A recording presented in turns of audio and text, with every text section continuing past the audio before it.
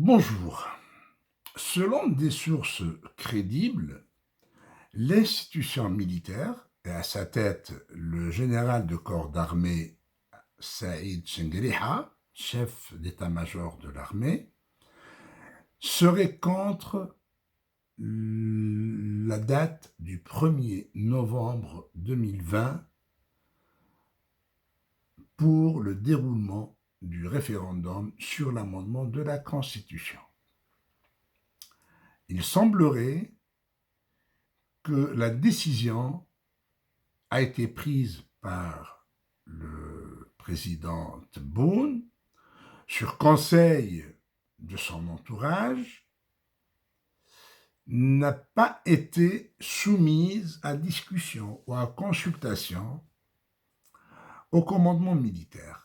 Par conséquent, le commandement militaire qui fait partie du régime en place, du pouvoir en place, n'a pas eu son mot à dire sur cette date qui a été retenue pour le référendum. D'où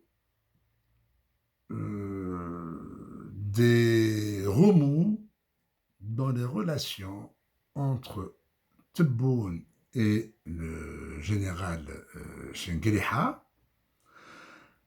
et aussi une certaine grogne chez le commandement militaire qui voit en cette décision une manière chez Tebboune qui cherche à échapper au contrôle de l'armée. Or, Tebboune, selon son entourage, n'a jamais, au grand jamais, cherché à échapper à l'emprise des militaires ou à agir de son propre gré sans consulter le commandement militaire. D'autant plus qu'il se considère comme commandant suprême des forces armées et ministre de la Défense. Par conséquent, il doit se réunir avec le commandement militaire pour prendre les grandes décisions. Or, durant cette période, Tebboune n'a pas eu de réunion avec des militaires, ni avec Chengueriha non plus, et n'a pas eu le temps ou n'a pas pensé à consulter le commandement militaire avant de fixer la date du 1er novembre. Ceux qui lui ont conseillé cette date pour le déroulement du référendum ont joué sur la fibre patriotique, sur la fibre sensible du président, estimant, en lui faisant croire que le peuple, qui fait de la date du 1er novembre une date sacrée, va suivre et par conséquent, le taux de participation sera très important. Or, c'est faux.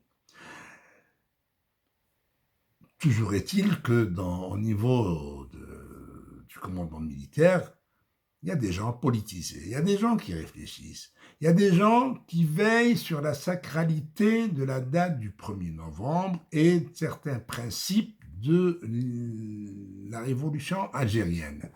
La date du 1er novembre, qui est sacrée chez tous les Algériens, ne doit pas faire l'objet de dissensions ou l'objet de luttes entre des clans ou entre le régime en place et une grande partie du peuple. Aussi, le commandement militaire ne voudrait pas que les dates sacrées, 1er novembre, 5 juillet, entre autres, soient utilisées contre le peuple algérien et soient utilisées dans des manœuvres politiques. D'ailleurs, l'élection présidentielle qui devait se dérouler un certain 4 juillet, le commandement militaire n'a pas insisté à ce qu'elle s'y déroule pour la simple raison qu'ils ont tenu compte de la sacralité de la date du 5 juillet. Et ils ont préféré reporter au 12 décembre. on ne joue pas avec les dates historiques, les dates sacrées dans l'histoire de l'Algérie. D'autant plus que nous ne sommes plus sous le régime du parti unique, où on décide et tout le monde exécute. Non, il y a un pluralisme politique, même si c'est un pluralisme de façade, même si c'est un pluralisme qui a perdu tout son sens réel, toujours est-il qu'on doit tenir compte qu'on n'est plus au temps de la pensée unique. Par conséquent, rien ne doit se faire de manière sur des décisions unilatérales prises par un pouvoir, en plus un pouvoir qui sait au fond de lui-même qu'il est illégitime. Un pouvoir qui sait au fond de lui-même qu'il est impopulaire. Et justement, l'institution militaire ne veut pas participer dans cette partie d'impopularité, dans cette partie d'illégitimité. L'institution militaire veut rester en dehors de ces luttes politiciennes pour garder le respect que lui doit le peuple. Parce que, qu'on le veuille ou pas, ceux qui ont suivi et ont adhéré au processus qui a amené Tebboune à la présidence de la République, aussi illégitime soit-il, beaucoup de gens ont soutenu Tebboune sous un seul prétexte. C'est que Tebboune a le soutien de l'armée. Et comme beaucoup d'Algériens ont du respect pour l'armée, ils voient même en cette armée quelque chose de sacré. Ils voient en cette armée la digne héritière de l'armée de libération nationale. Ils voient en cette armée, qu'on le veuille ou pas, ils voient en cette armée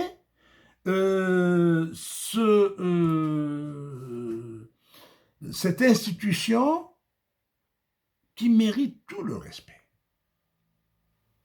Qu'on le veuille ou pas, même si je ne partage pas cette vision, je suis obligé de la respecter parce que je tiens à respecter l'opinion des autres. Si je veux que mon opinion soit respectée, je dois d'abord respecter l'opinion des autres. Je dois respecter cette vision, erronée soit-elle.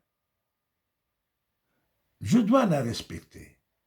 Parce qu'il y a des facteurs historiques qui font que l'Algérien voit en tout ce qui est militaire quelque chose de sacré. On ne va pas lui changer ça de sa tête. Et d'ailleurs, c'est ce respect à l'institution militaire qui risque de jouer un mauvais tour à Abdelmadjid Tebboune.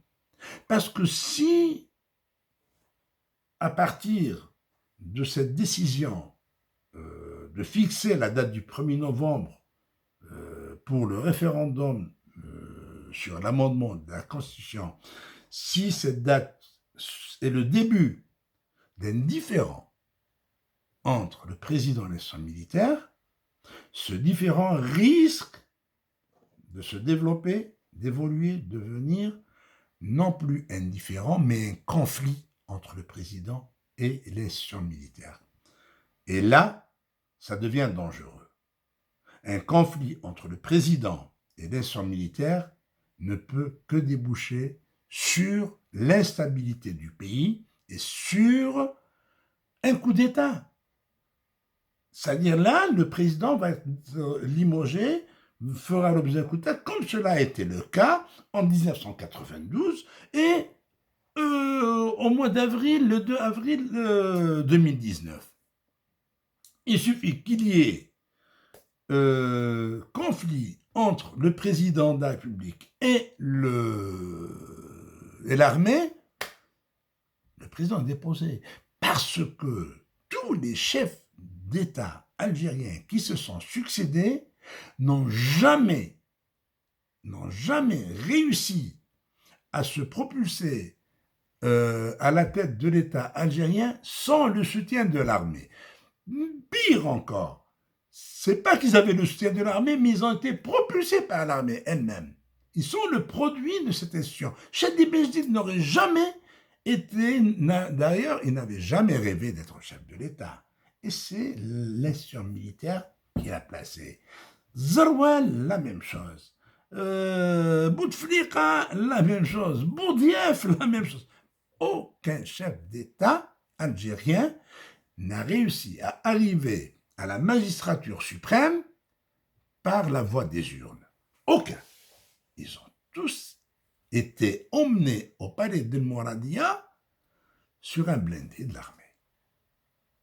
Ils ont tous été emmenés à bord d'un blindé jusqu'à El Mouradia et 2 blindés restent toujours pointés sur ce palais au cas où. Donc, indifférent entre Tebboune et l'armée involontaire soit-il, il doit être vite cerné et le président doit se ressaisir. Est-ce qu'il va annuler la date du 1er novembre?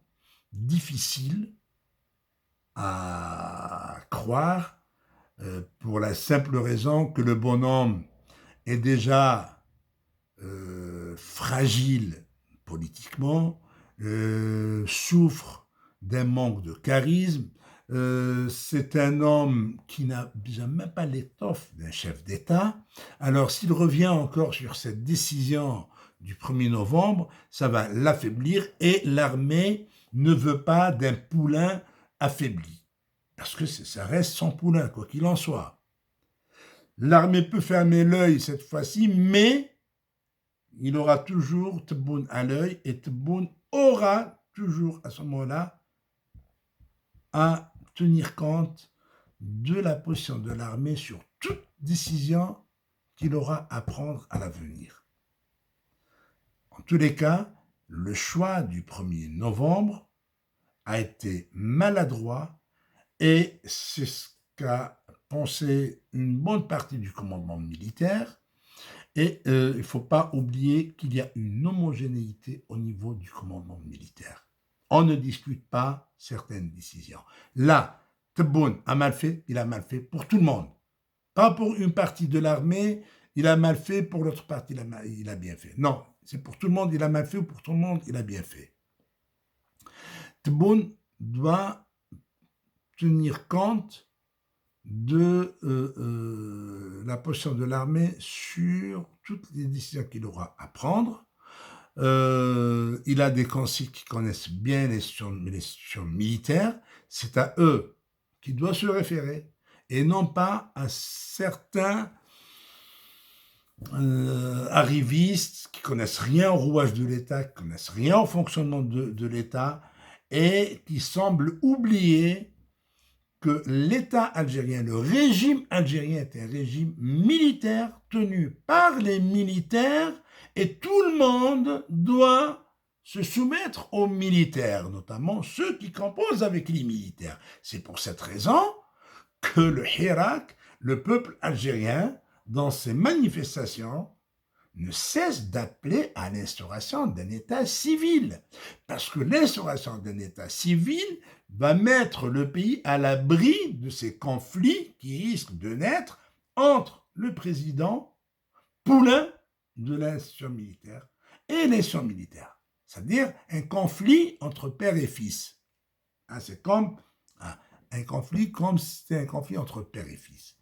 Le président est le produit de cette institution et cette institution n'accepterait jamais que ce président se rebelle contre elle ou du moins manque de la consulter sur certaines décisions, aussi petites soient-elles. Merci de votre attention et au revoir.